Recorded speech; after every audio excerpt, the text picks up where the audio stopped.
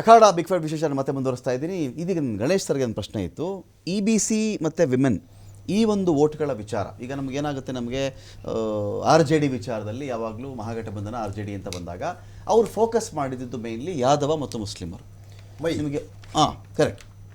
ಈ ಒಂದು ಮೈ ಬೇಸ್ ಅಂತ ಏನಿತ್ತು ಇದನ್ನು ನೀವು ಬ್ರೇಕ್ ಮಾಡಿರೋದು ಹೇಗೆ ಅಂದರೆ, ಇವತ್ತಿನ ಅಂಕಿಅಂಶಗಳು ನಾವು ಗಮನಿಸಿದಾಗ ಒಂದು EBCಗಳಲ್ಲಿ ಅಂದರೆ ಅತ್ಯಂತ ಹಿಂದುಳಿದ ಕಮ್ಯುನಿಟಿಗಳು, ಒಂದು ವಿಮೆನ್ ಮಹಿಳೆಯರ ಮತಗಳ ವಿಚಾರದಲ್ಲಿ ಮಹಿಳೆಯರಿಗೆ 10,000 ಹಾಕಿಬಿಟ್ರಿ. ಮಹಿಳೆಯ ಮತಗಳು ಯಾವತ್ತೂ ವಿಘಟನೆ ಆಗಲ್ಲ, ವಿಭಜನೆ ಆಗಲ್ಲ. 10,000 ಹಾಕಿದಾರಪ್ಪ, ನಮಗೆ ಏನೋ ಒಂದು ಹಾಕಿದ್ರು. ನಿತೀಶ್ ಕುಮಾರ್ ಅವರು ಈ ಥರ ಎಲ್ಲ ನಮಗೆ ಮಾಡಲ್ಲ, ಹೇಳೋದೊಂದು ಮಾಡೋದೊಂದು ಮಾಡಲ್ಲ, ಮುಂದಕ್ಕೂ ನಮಗೇನೋ ಕೊಡ್ತಾರೆ. ಆ ನಂಬಿಕೆಯ ಮೇಲೆ ನಿಮ್ಮ ಕಡೆಗೆ ಮಹಿಳಾ ಮತಗಳು ಮತ್ತು EBC ಮತಗಳು ಬಂದುವಾ ಅಂತ. ಮೊದಲನೇದಾಗಿ ಶಶಿಧರ್ ಅವರೊಂದು ಮಾತು ಹೇಳಿದ್ರು, ಯಾವ ಕಾರಣಕ್ಕಾಗಿ ಇವರಿಗೆ ಓಟ್ ಕೊಟ್ಟರು ಅಂತ ಹೇಳಿದ್ವಿ. ಓಕೆ ನೋಡಿ, ಯಾವಾಗಲೂ ಯಾವ ಕಾರಣಕ್ಕಾಗಿ ಓಟ್ ಕೊಟ್ಟರು ಅಂದರೆ ನಮಗೆ ಆ್ಯಂಟಿ ಇನ್ಕಂಬೆನ್ಸಿ 20 ವರ್ಷಗಳಿಂದ ಸಹಜವಾಗಿರ್ತದೆ. ಆದರೂ ಕೂಡ ಅದು ಮೆಟ್ಟಿ ನಿಂತಿದ್ದೀವಿ ಅಂತಂದರೆ ಒಂದು ಸಾಧನೆ. ಉತ್ತಮ ಆಡಳಿತಕ್ಕಾಗಿ, ಸಮರ್ಥ ನಾಯಕತ್ವಕ್ಕಾಗಿ, ಮೈತ್ರಿ ಪಕ್ಷಗಳ ಒಂದು ಮೈತ್ರಿ ಧರ್ಮಕ್ಕಾಗಿ, ಆಮೇಲೆ ಉತ್ತಮ ದೂರದೃಷ್ಟಿ ಸದೃಢ ಆರ್ಥಿಕ ಚಿಂತನೆಗಳಿಗಾಗಿ. ಆಮೇಲೆ ನೀವೇ ಒಂದು ಮಾತು ಹೇಳಿದ್ರಲ್ಲ, ಈಗ ನಾನು ಈ ಜನಕ್ಕೆ ಏನಾದರೂ ಒಂದು ಮಾತು ಕೊಟ್ಟರೆ ನಾನು ಮೋಸ ಮಾಡಲ್ಲ, ಆ ನಂಬಿಕೆ ವಿಶ್ವಾಸದ ಅರ್ಹತೆ ನಿತೀಶ್ ಮೇಲಿದೆ ಅದು ಅಂತ ಇರಲಿ. ಈಗ ರಮಾಕಾಂತ್ ಜೊತೆಲಿ ಇದ್ದೀನಿ ಅಂತಂದರೆ ನಾನು ಉತ್ತಮ ಸ್ನೇಹಿತನೇ. ಓಕೆ, ನೀವೊಬ್ಬರ ಸ್ನೇಹಿತ ಒಳ್ಳೆಯವರೇ, ನಿಮ್ಮ ಜೊತೆಲಿ ಇದ್ದೀನಿ ನಾನು ಒಳ್ಳೆ. ರಾಜಕೀಯದಲ್ಲಿ ಒಳ್ಳೆಯರಾಗ್ತೀವಿ ರಾಜಕೀಯದಲ್ಲಿ. ಹಾಗಾಗಿ ಈ ಬಾರಿ ನೀವು ಇನ್ನೊಂದು ಟ್ರೆಂಡ್ ನೋಡಬೇಕು. ಈ ಬಾರಿ ಎಲ್ಲೂ ಕೂಡ ಇವ್ರು ಹೇಳ್ತಿದ್ರು ಅವ್ರಿಗೆ ಆರೋಗ್ಯ ಸರಿ ಇಲ್ಲ, ವಯಸ್ಸಾಯಿತು ಅಂತೆಲ್ಲ ಹೇಳ್ತಿದ್ರು ಕಾಂಗ್ರೆಸ್ನವರು. ಆಮೇಲೆ ಅವ್ರ ಬಗ್ಗೆ ಘಟಬಂಧನ ಹಾಡ್ಕೊಳ್ತಾ ಇದ್ದಂಥ ಮಾತು ಇವರು ಅವ್ರ ಕಿವಿ ಕೇಳಿಸಲ್ಲ, ಅದಕ್ಕೆ ಕೇಳಿಸಲ್ಲ, ಇವೆಲ್ಲ ಹೇಳ್ತಾ ಇದ್ದಂಥ ಅಸಹ್ಯವಾಗಿ ಕುಚೋದ್ಯದ ಮಾತುಗಳು ಎಲ್ಲೋ ಕೂಡ ನಮ್ಮ ನಾಯಕನನ್ನ ಒಂದು ರೀತಿ ಕೆಟ್ಟದಾಗಿ ನಡೆಸ್ಕೊಳ್ತಿದ್ದಾರೆ ಅನ್ನೋ ಕೋಪನೂ ಇರಬಹುದು ಅಂತ ನಾನು ಹೇಳ್ತೀನಿ. ಹಾಗಾಗಿ ನೋಡಿ, ಈ ವಿಷಯ ಟ್ರೆಂಡಲ್ಲಿ ನೋಡಿ, ಚುನಾವಣೆ ಎಲ್ಲೂ ಕೂಡ ನಿತೀಶ್ ಕುಮಾರ್ ಅವರು ಅತಿ ಹೆಚ್ಚಾಗಿ ಭಾಷಣ ಮಾಡಲಿಲ್ಲ. ಭಾಷಣ ಮಾಡಿದ್ದು 131 ಕ್ಷೇತ್ರಗಳಲ್ಲಿ ನರೇಂದ್ರ ಮೋದಿಯವರೇ. ನರೇಂದ್ರ ಮೋದಿಯವರೇ. ನಾನು ಅದಕ್ಕೆ ರಾಮಕಾಂತ್ ಜೊತೆಲಿ ಇದ್ದಾರೆ ಅಂದರೆ ಗಣೇಶು ಕೂಡ ಉತ್ತಮನೇ, ಅಂದರೆ ನಿತೀಶ್ ಕುಮಾರ್ ಜೊತೆಯಲ್ಲಿದ್ದಾರೆ ಅಂದರೆ ಮೋದಿನೂ ಉತ್ತಮನೇ, ಮೋದಿ ಜೊತೆಯಲ್ಲಿದ್ದರೆ ನಿತೀಶ್ ಕುಮಾರ್ ಕೂಡ ನಮ್ಮ ರಾಜ್ಯಕ್ಕೆ ಸಹಕಾರಿಯಾಗ. ರಾಜಕಾರಣದಲ್ಲಿ ಪರ್ಮನೆಂಟ್ ಸ್ನೇಹಿತರಿಲ್ಲ ಅಂತಾರಪ್ಪ. ಯಾರಿಗೆ? ರಾಜಕಾರಣದಲ್ಲಿ ಪರ್ಮನೆಂಟ್ ಫ್ರೆಂಡು ಇಲ್ಲ, ಪರ್ಮನೆಂಟ್ ಎನಿಮಿನೂ ಇಲ್ಲ. ಯಾವಾಗ ಸ್ನೇಹಿತರಾಗಿರ್ತೀವೋ ಅವತ್ತಿಗಷ್ಟೇ ಲೆಕ್ಕ. ಆದರೆ ಇವರಿಬ್ಬರ ಮಧ್ಯೆ ಚೆನ್ನಾಗಿ ತೋರಿಸಿದ್ದಾರೆ. ಆದರೆ ಇವರಿಬ್ಬರ ಮಧ್ಯೆ ಕೂಡ ಅನೇಕ ಘರ್ಷಣೆಗಳಾದ್ರೂ ಕೂಡ ಸ್ನೇಹಕ್ಕೆ ಯಾವತ್ತೂ ಧಕ್ಕೆ ಆಗಿಲ್ಲ. ಅದನ್ನು ನೀವೊಂದು ಗಮನಿಸಬೇಕು. ನಂಬರ್ 2, ಆಮೇಲೆ ಇವರು ಇಷ್ಟೊತ್ತು ಹೇಳಿದ್ರು ಅಂಕಿ ಅಂಶಗಳು ಇದೆಲ್ಲ. ಆದರೆ ಇವರು ನೀವು ಓಟ್ ಚೋರಿ ಅಂತ ಒಂದು ಪದ ಬಿಟ್ಟರೆ ಇವ್ರು ಹೇಳಿದ ಅಂಶಗಳು ಎಲ್ಲೂ ಬೆಳಕಿಗೆ ಬರಲಿಲ್ಲ. ಹೇಳಿದ್ರು ಜನ ನಂಬ್ತಿದ್ರೋ ಏನೋ ಗೊತ್ತಿಲ್ಲ. ಆಮೇಲೆ ಇನ್ನೊಂದು ನೀವು ಒಂದು ಮಾತು ಹೇಳಿದ್ರೆ ನನಗೆ ಏನ್ ಬಂತು ಹೇಳಯ್ಯ, ಈಗ ಓಟ್ ಚೋರಿ ಯಾರು ಎಷ್ಟೇ ಮಾತಾಡ್ಕೊಂಡು ಮತದಾರ ನಾನೇನು ಮಾಡ್ಬೋದು ಅಂತ ನನಗೆ ಗೊತ್ತಿಲ್ಲ, ಮಾಡ್ಬಿಟ್ನಲ್ಲ, ನನಗೆ ಗೊತ್ತಿಲ್ಲ, ನಾನು ಏನ್ ಮಾಡ್ಬೇಕು ನನಗೆ ಗೊತ್ತಿಲ್ಲ ಅಷ್ಟೇ. ಇವತ್ತಿನ ಓಟ್ ಮಾಡಿರೋದಂತ ರೀತಿ ನೀತಿ ನೋಡಿದ್ರೆ ಓಟ್ ಚೋರಿ ಅಂತ ಹೇಳ್ಕೊಳ್ಳೋದು ನಾಚಿಕೆ ಆಗ್ಬೇಕು. ಸಾರಾ ಸಗ್ದಾಗ ತಿರಸ್ಕಾರ ಮಾಡಿದ್ದಾರೆ. PPT ಇರಲ್ಲ ಅಂತ, ಪವರ್ ಇನ್ನಿಲ್ಲ ಬಿಹಾರದ, ಇನ್ನೆಲ್ಲ ಈ ಪ್ರೆಸೆಂಟೇಷನ್ ಮಾಡಿದ್ರೆ ಮರ್ಯಾದೆ ಇರಲ್ಲ. ಅವ್ರಿಗೆ ಸೇರಿದ್ದು. ಯಾಕೆ ಅವ್ರು ಸೇರಿದ್ದು? ಇಂಥ ಸಂದರ್ಭದಲ್ಲಿ ನನ್ನನ್ನು ಹೇಳ್ಕೊಂಡೋದನ್ನು ನಾನು ಈ ಮಟ್ಟಕ್ಕೆ ಇಟ್ಟಿದ್ದಾರಲ್ಲಪ್ಪ, ನಾನು ಹೇಳ್ಕೊಂಡೋದ್ರೆ ನಾನು ಬುಡುಬುಡಕ್ಕೆ ದಾಸ ಆಗ್ಬಿಡ್ತೀನಿ ಅಂತೇಳಿ ಅವ್ರು ಚಿಂತೆ ಮಾಡಬೇಕು. ಇದಕ್ಕೆ ಒಂದೇ ಒಂದು ಮಾತು ಹೇಳ್ಬಿಡ್ತೀನಿ.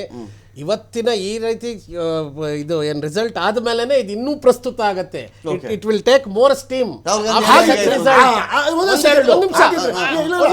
ಯಾಕೆಂದ್ರೆ ನೈಜವಾಗಿ ಬಂದಿದ್ರೆ ಒಂದು ನಿಮಿಷ ಸಹಜವಾಗಿ ಭಾಗ ಇದೆ ಸರ್. ನೋಡಿ ಸರ್, ಆರಂಭದಲ್ಲಿ ಇಂಥ ರಾಜ್ಯಗಳಲ್ಲಿ ಕೇಳಿಸ್ಕೊಂಡ್ಬಿಡಿ ಸರ್. ಈಗ ಏನಾಗುತ್ತೆ ಅಂದ್ರೆ, ಒಂದು ಇದು ಭಾಗ ಸರ್, ನಿಮ್ಮ ಪ್ರೆಸೆಂಟೇಷನ್ನು, ನಿಮ್ಮ ಅಳಲು, ನಿಮ್ಮ ಅಸಹಾಯಕತೆ, ಅವರೇ ಕೊಟ್ಟಿರ್ತಕ್ಕಂಥ ಡೇಟಾ ಅಂದರೆ ರಾಹುಲ್ ಗಾಂಧಿ ಪ್ರೆಸೆಂಟ್ ಮಾಡಿದ್ದು. ಯಾರ್ಯಾರೋ ದಾರಿ ಹೊಕ್ಕ ಕೊಟ್ಟಿರೋ ಡೇಟಾ ತೊಗೊಂಡು ಪ್ರೆಸೆಂಟ್ ಮಾಡೋಕ್ಕಾಗಲ್ಲ. ಇದು ವಿಚಾರದ ಬಗ್ಗೆ ನಾನು ಇದನ್ನು ತಪ್ಪು ಅಂತ ಹೇಳ್ತಿಲ್ಲ, ಅಥವಾ ನಾನು ಸುಳ್ಳು ಅಂತಲೂ ಸರ್ಟಿಫೈಡ್ ಮಾಡಿ ನಾನು ಮಾತಾಡ್ತಾ ಇಲ್ಲ. ಇದು ನಿಮಗೆ ಚುನಾವಣೆ ಕೆಲಸಕ್ಕೆ ಬರಲಿಲ್ಲ. ಈ ಫೈಟ್ ಏನಿದ್ರು it's between you and EC. ನೋಡಿ, it's between you and EC ಅಷ್ಟೇ ಹೊರತು ಮಹಿಳಾ ಮತದಾರರು EBC ಏನು ಅರ್ಥ ಆಯ್ತಿಲ್ಲಪ್ಪ. ಇದು ನೀವು ಫೈಟ್ ಮಾಡ್ಕೊಂಡಪ್ಪ ಅಂತಾರೆ ಅವರು. ನಿಮ್ಗೆ ರಾಜಕೀಯವಾಗಿ ಚುನಾವಣೆಯಿಂದ ಲಾಭ ಆಗಲಿಲ್ಲ ಅಂತ ನಾನು ಹೇಳ್ತೀನಿ. ಆರಂಭದಲ್ಲಿ ನೀವು ಅದಕ್ಕೊಂದು ಉತ್ತರನೂ ಕೊಟ್ಟಿದ್ರಿ. ಅಲ್ಲಪ್ಪ, ಫಸ್ಟ್ EVM ಸರಿ ಇಲ್ಲ ಅಂದ್ರಿ. ಕರ್ನಾಟಕದಲ್ಲಿ 136 ಸೀಟ್ ಬಂತು, EVM ಚೆನ್ನಾಗಿತ್ತು. ಆಂಧ್ರದಲ್ಲಿ, ತೆಲಂಗಾಣದಲ್ಲಿ EVM ಸರಿ ಇಲ್ಲ ಅಂದ್ರಿ. ಅವಾಗ ಅದು ಅಲ್ಲೂ ನೀವು ಗೆದ್ರಿ, ಅವಾಗ ಹೇಳಿಲ್ಲ. ಮಾಲೂರಲ್ಲಿ ತಿರ್ಗಾ ಬಂತು, ಅವಾಗ್ಲೂ ಹೇಳಲ್ಲ. ಅಂದ್ರೆ ನಿಮ್ಗೆ ಬೇಕಾದಂತ ಸಂದರ್ಭದಲ್ಲಿ ನಿಮ್ಮ ವ್ಯಾಖ್ಯಾನಗಳು ನಿಮ್ಮ ಅನುಕೂಲಕ್ಕಾಗಿ ಸಮಯದಲ್ಲಿ ವ್ಯವಸ್ಥೆಗಳು ಈಗ ಒಂದ್ ನಿಮಿಷ ನಿಮ್ಗೆ ಅಷ್ಟು ಶಕ್ತಿ ಇದ್ದಿದ್ರೆ ಅಷ್ಟು ಅದರಲ್ಲಿ ಇದಿದೆ ಅಂದ್ರೆ ಹೋಗಿ ಕೋರ್ಟ್ಗೆ ಹೋಗಿ, ಕೋರ್ಟ್ ಸದಾ ತೆಗೆದಿರುತ್ತೆ. ಯಾವುದೇ ಕಾರಣ ಆವಾಗ ನಿಮ್ಮ ನೀತಿ ನಿಲುವುಗಳ ಮೇಲೆ ವಿಶ್ವಾಸ ಬರ್ತಿತ್ತು. ನೀವು ಸುಮ್ಮನೆ ಹೇಳ್ಕೊಂಡು ಸರ್, ಇಲ್ಲಿ ಏನಾಗುತ್ತೆ, ಸುಮಾರು ಜನ ಅನ್ಕೊಳ್ತಾ ಇದ್ದಾರೆ ಈ ಒಂದು ಗೇಮ್ ಏನಿದೆಯಲ್ಲ, it's between RJD, between JDU, between BJP and between ಇನ್ಯಾವುದೋ ಅನ್ನೋ ಒಂದು ಪಾರ್ಟಿ ಕಾಂಗ್ರೆಸ್ ಅಂತ ಇದೆಯಲ್ಲ. ಮೇಲ್ನೋಟಕ್ಕೆ ದೊಡ್ಡ ದೊಡ್ಡ ರಾಜ್ಯಗಳಲ್ಲಿ ಯಾವಾಗಲೂ ಹೀಗೆ ಕನ್ಸಿಡರ್ ಮಾಡ್ತಾರೆ ಇದನ್ನು. ಆದರೆ ಇದರ ಒಳಮರ್ಮಗಳು ಅಂತ ಬಂದಾಗ ಈ ಕೆಲವು ಮತಗಳನ್ನು ತಿಂದವನು ಯಾರು ಅಂತ ಎಷ್ಟೊಂದು ಜನ ಪ್ಲೇಯರ್ಸು ಇಂಥ ಚುನಾವಣೆಗಳಲ್ಲಿ ಅವರು ಆಡಕ್ಕೆ ಅಂತ ಬರಲ್ಲ, ಹಂಗಂತ ಅವ್ರು ನೋಡೋಕ್ಕೂ ಬಂದಿರಲ್ಲ, ಅವ್ರು ಗೆಲ್ಲಕ್ಕೂ ಬಂದಿರಲ್ಲ, ಇನ್ಯಾರನ್ನೋ ಗೆಲ್ಸಕ್ಕೆ ಬಂದಿರ್ತಾರೆ ಅಂತ. ಫಾರ್ ಎಕ್ಸಾಂಪಲ್ ಅದು LJP. ನಾನು LJP ಏನು ಮಹಾನ್ ಬಲಿಷ್ಠ ಪಕ್ಷ, ಅದು ಬಿಹಾರದಲ್ಲಿ ರಾಮ್ ವಿಲಾಸ್ ಪಾಸ್ವಾನ್ಗಿದ್ದ ವರ್ಚಸ್ಸು ಚಿರಾಗ್ ಇಲ್ಲ, ಅಂಥ ದೊಡ್ಡ ಮಟ್ಟದಲ್ಲಿ ಇಲ್ಲ. ಬಟ್ ಚಿರಾಗ್ ಕನ್ವರ್ಟ್ ಮಾಡಿರ್ತಕ್ಕಂಥ ರೇಟ್ ಇದೆಯಲ್ಲ ನೋಡಿ, 19 ಲೀಡಿಂಗಲ್ಲಿ ಇರಬೇಕಾದ್ರೆ ಒಬ್ಬ ಮನುಷ್ಯ 19 ಲೀಡಿಂಗ್ ಇರಬೇಕಾದ್ರೆ ಉಳಿದ ಸೀಟ್ಗಳಲ್ಲಿ ಆತ ಕಸಿದಿರಬಹುದಾದ ಮತಗಳಿದೆಯಲ್ಲ, ಅದು ನಿಮಗೆ ನಿರ್ಣಾಯಕ ಆಗ್ಬಿಡುತ್ತೆ ಎಷ್ಟೋ ಸಂದರ್ಭಗಳಲ್ಲಿ. ಅಟ್ ದ ಸೇಮ್ ಟೈಮ್ ಈ OYC ನೀವು ಎಷ್ಟು ಸೂಕ್ಷ್ಮ ಗಮನಿಸ್ತೀರಿ ನಮಗೆ ಗೊತ್ತಿಲ್ಲ. ವೆಸ್ಟ್ ಬೆಂಗಾಲ್ ಚುನಾವಣೆ ಆಯಿತಾ, ಅಲ್ಲಿ 10 to ಬಿಡಾರ. ಹೈದರಾಬಾದ್ ಚುನಾವಣೆ ಆಯಿತಾ, ಪವರ್ಫುಲ್ ಜಾಸ್ತಿ. ನಿಮಗೆ UPಲಿ ಆಯಿತಾ, UPಲೂ OYCನೇ. ಇದೇ UPನಲ್ಲಿ ಇನ್ನೊಬ್ಬರು ಪ್ಲೇಯರ್ ಇದ್ದಾರೆ ಇದೇ ರೀತಿಯಲ್ಲಿ, ಅಖಿಲೇಶ್ ಯಾದವ್ ಟಾಂಟ್ ಕೊಡುವಂಥ ಪ್ಲೇಯರು. ಅದು ಇತ್ತೀಚಿನ ವರ್ಷಗಳಲ್ಲಿ ಮಾಯಾವತಿ. ಒಂದು ಕಾಲಕ್ಕೆ ಪ್ರಧಾನಿ ಜಾಗದಲ್ಲಿ ಬಿಂಬಿಸಿಕೊಂಡಿದ್ದಂಥ ಮಾಯಾವತಿ ಇವತ್ತು ಯಾವುದೋ ಒಂದು ಪಕ್ಷವನ್ನು ಗೆಲ್ಲಿಸುವುದಕ್ಕೆ ಆಡ್ತಿರ್ತಕ್ಕಂಥ ಪ್ಲೇಯರ್ ಆಗಿಬಿಟ್ಟಿದ್ದಾರೆ. ವೋಟ್ ಶೇರಿಂಗ್, ಇದನ್ನು ನೀವು ಯಾಕೆ ಫೋಕಸ್ ಮಾಡಲಿಲ್ಲ?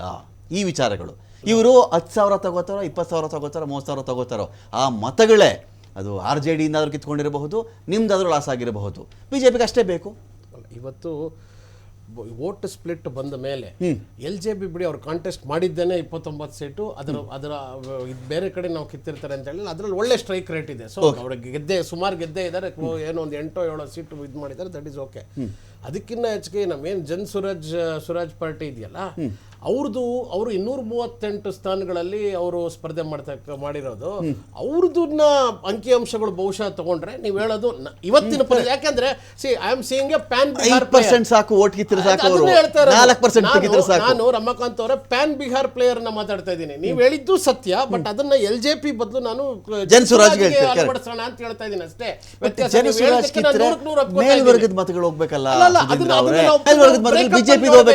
ಅದನ್ನ ನಾವು ಬ್ರೇಕಪ್. ಇವತ್ತು ನೋಡಿ, ಅರ್ಬನ್ ಏರಿಯಾ ಅಂತಿರೋದು ನಳಂದ, ಇಡೀ ಬಿಹಾರ್ನಲ್ಲಿ ನಳಂದ ಅಂಡ್ ಪಟ್ನಾ ಇದೆರಡೇ ಅರ್ಬನ್ ಅಂತ ಇರೋದು. ಇನ್ನೆಲ್ಲ ಗ್ರಾಮೀಣ ಭಾಗ, ಎಲ್ಲ ಆಲ್ಮೋಸ್ಟ್ ಅರ್ಬನ್ನೇ, ಇನ್ನೆಲ್ಲ ಸೆಮಿ ಅರ್ಬನ್ನೇ, ಅಂಡರ್ ಡೆವಲಪ್ಡ್ ಅಥವಾ ತೀರಾ ಕೆಳಮಟ್ಟದಲ್ಲಿ ಇರ್ತಕ್ಕಂಥ. ನೀವು ಇನ್ನು ಈ ಮಗದ್ದು ಮತ್ತೆ ಈ ಸೀಮಾಂಚಲ್ಗೆಲ್ಲ ಹೋಗ್ಬಿಟ್ರೆ ಅದು ನಾವು ಅದು ಬೇರೆನೆ ಶಿಲಾಯುಗ, ಆತರ ಶಿಲಾಯುಗ ಅಂತ ಸ್ವಲ್ಪ ಒಂಚೂರು ಇಂಪ್ರೂವ್ಡ್ ಆ ತರ ಇರ್ತಕ್ಕಂಥ ಪರಿಸ್ಥಿತಿನಲ್ಲಿ ಏನ್ ಮಾಡಿದ್ದಾರೆ. ಇವನ್ ನೀವು ಹೇಳ್ದಂಗೆ ಅವರೊಂದು 3%, 2% ಅಲ್ಲಾದಂತ ಮತದಾನದಲ್ಲಿ ಒಂದು 3,000-4,000 ಮತಗಳು ಕೂಡ ಬಹಳ ದೊಡ್ಡ ವ್ಯತ್ಯಾಸವನ್ನ ಮಾಡುತ್ತೆ. ಮತದಾರರಿಗೆ ಅವಮಾನ ಮಾತಾಡ್ತಾ ಇದ್ದೀರಿ.